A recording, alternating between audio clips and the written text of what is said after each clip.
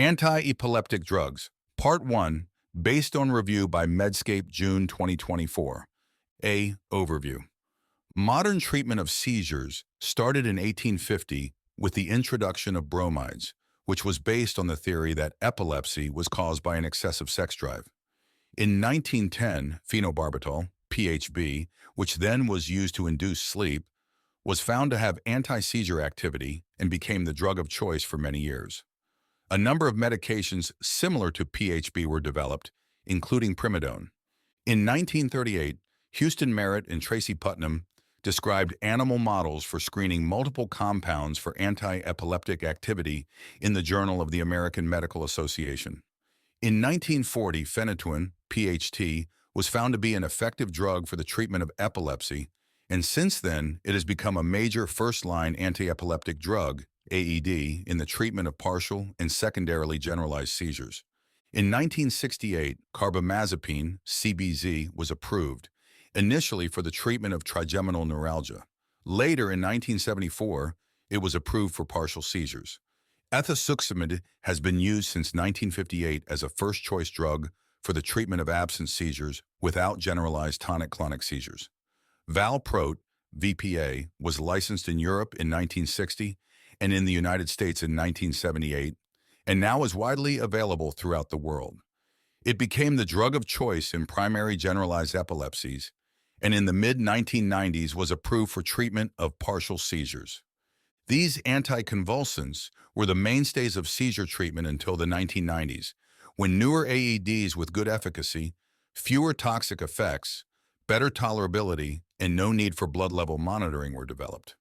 A study of live-born infants in Denmark found that exposure to the newer generation AEDs, lamotrigine, oxcarbazepine, topiramate, gabapentin, and levetiracetam in the first trimester was not associated with an increased risk in major birth defects. The new AEDs have been approved in the United States as add-on therapy only, with the exception of topiramate and oxcarbazepine, OXC. Lamotrigine, LTG, is approved for conversion to monotherapy. A meta-analysis of 70 randomized clinical trials confirms the clinical impression that efficacy does not significantly differ among AEDs used for refractory partial epilepsy. Anti-epileptic drugs should be used carefully, with consideration of medication interactions and potential side effects. This is particularly important for special populations, such as patients with HIV/AIDS. B. Mechanism of action. It is important to understand the mechanisms of action and the pharmacokinetics of anti-epileptic drugs, AEDs, so that these agents can be used effectively in clinical practice, especially in multi-drug regimens. Many structures and processes are involved in the development of a seizure, including neurons, ion channels, receptors, glia, and inhibitory and excitatory synapses. The AEDs are designed to modify these processes so as to favor inhibition over excitation and thereby stop or prevent seizure activity. Dynamic target of seizure control in management of epilepsy is achieving balance between factors that influence excitatory postsynaptic potential, EPSP, and those that influence inhibitory postsynaptic potential, IPSP. The AEDs can be grouped according to their main mechanism of action, although many of them have several actions and others have unknown mechanisms of action. The main groups include sodium channel blockers, calcium current inhibitors, gamma-aminobutyric acid, GABA enhancers, glutamate blockers, carbonic anhydrase inhibitors, hormones, and drugs with unknown mechanisms of action. Anti-epileptic drugs can be grouped according to their major mechanism of action. Some anti-epileptic drugs work by acting on combination of channels or through some unknown mechanism of action. 1. Sodium channel blockers. The firing of an action potential by an axon is accomplished through sodium channels. Each sodium channel dynamically exists in the following three states. A resting state, during which the channel allows passage of sodium into the cell. An active state, in which the channel allows increased influx of sodium into the cell. An inactive state, in which the channel does not allow passage of sodium into the cell. During an action potential, these channels exist in the active state and allow influx of sodium ions. Once the activation or stimulus is terminated, a percentage of these sodium channels become inactive for a period known as the refractory period. With constant stimulus or rapid firing, many of these channels exist in the inactive state, rendering the axon incapable of propagating the action potential. AEDs that target the sodium channels prevent the return of these channels to the active state by stabilizing them in the inactive state. In doing so, they prevent repetitive firing of the axons. Some anti-epileptic drugs stabilize inactive configuration of sodium, Na+ channel, preventing high-frequency neuronal firing. 2. Calcium channel blockers. Calcium channels exist in three known forms in the human brain: L, N, and T. These channels are small and are inactivated quickly. The influx of calcium currents in the resting state produces a partial depolarization of the membrane, facilitating the development of an action potential after rapid depolarization of the cell. Calcium channels function as the pacemakers of normal rhythmic brain activity. This is particularly true of the thalamus. T-calcium channels have been known to play a role in the 3 per second spike in wave discharges of absent seizures. AEDs that inhibit these T-calcium channels are particularly useful for controlling absent seizures. Low-voltage calcium, CEA2+ currents, T-type, are responsible for rhythmic thalamocortical spike and wave patterns of generalized absent seizures. Some anti-epileptic drugs lock these channels, inhibiting underlying slow depolarizations necessary to generate spike wave bursts. 3. GABA enhancers. Gamma-aminobutyric acid, GABA, has two types of receptors, A and B.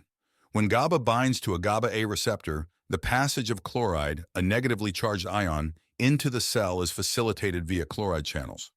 This influx of chloride increases the negativity of the cell, i.e., a more negative resting membrane potential. This causes the cell to have greater difficulty reaching the action potential. The GABA-B receptor is linked to a potassium channel, gamma-aminobutyric acid, GABA.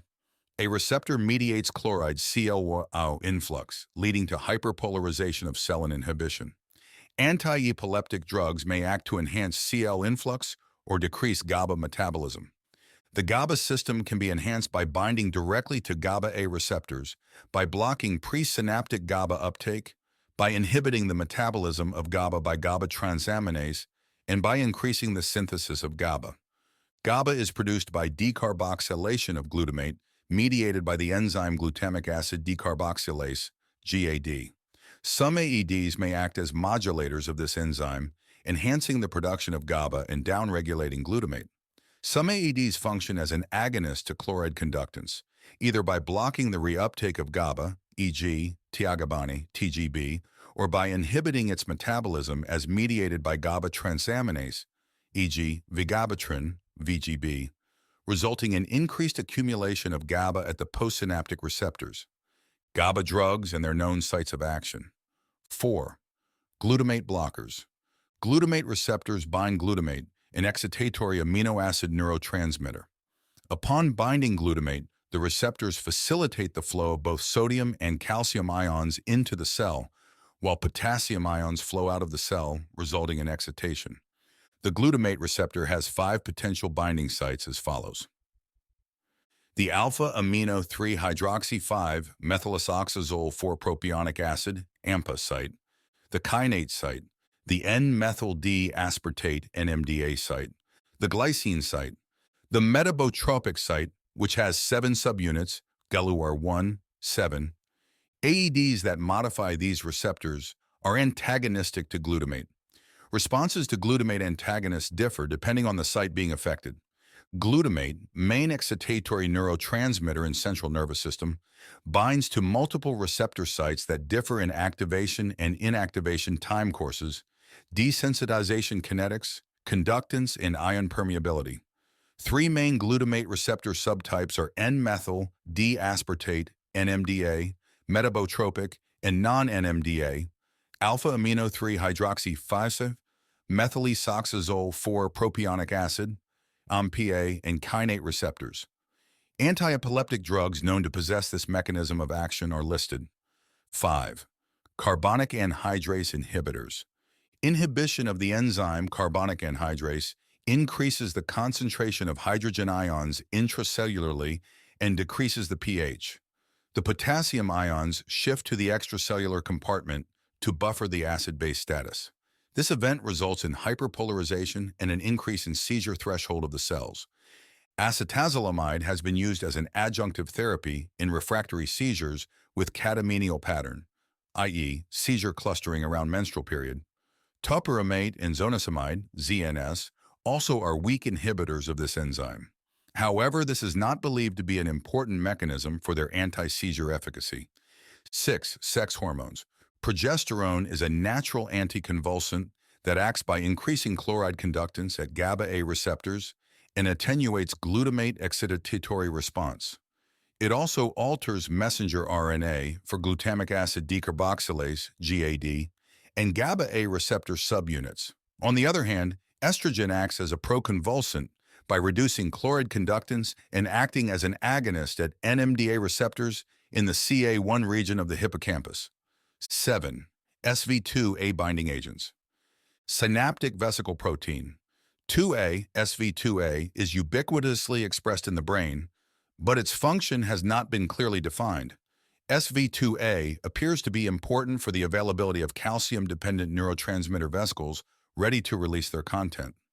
The lack of SV2A results in decreased action potential-dependent neurotransmission, while action potential-independent neurotransmission remains normal.